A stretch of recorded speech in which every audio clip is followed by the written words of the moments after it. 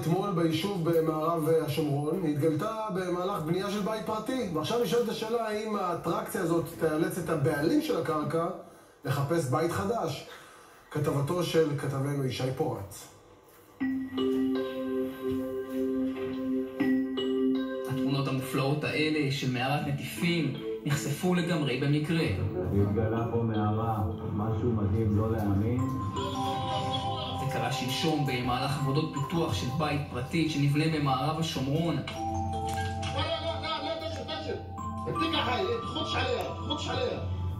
פועלים שחצבו בטרקטורים בקרקע הבחינו לפתע בתגלית מרהיבה ביופייה מתחת לאדמה. רציתי למצוא נפט, אבל הבנתי שזה לא באזור. שבסלע הזה כבר אין לי מה לבנות על זה. המערה הזאת זה ממש התלהבות, קריאות שמחה, משקעי מערות מאוד יפים, מגוונים. על פי הערכות, מערת הנטיפים הזאת חיכתה בבטן האדמה הרבה מאוד זמן לרגע שבו תתגלה. היא קיימת כבר מיליוני שנים, ככל הנראה. הרבה מאוד זמן לוקח למערה כזאת להיווצר. בני אדם עוד לא ראו אותה אף פעם. אני לא נכנס, אני קודם כל שומר על עצמי, זה ממש סכנת התמוטטות. אני אכנס ברגע שיאפשרו.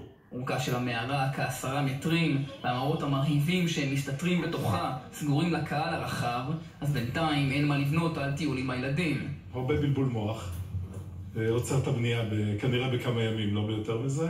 כרגע רשות הטבע עושה מיפוי של המערה, ואחרי זה החליטו מה לעשות עם זה בהמשך. מערת נטיפים זה ערך טבע מוגן בחוק, יש צורך של מי שמפתח, יש צורך של הציבור, יש עניין לשמר תופעות טבע מיוחדות לדורות הבאים, ויש צרכים של מחקר. אחרי ההתלהבות הראשונית מהתגלית התת-קרקעית, שאלה שנותרת פתוחה היא האם חשיפת מערת הנטיפים הזאת תגרום כעת לשינוי בתוכניות הבנייה, או שבעל הבית המאושר יזכה בבית פרטי עם אטרקציה מרשימה מאוד בחצר. החלום של כולם, שלי ושל הילדים, זה לעשות איזה צימר או איזה משהו אחר להשתמש בו, ליהנות גם מהמערה. חווה יפות.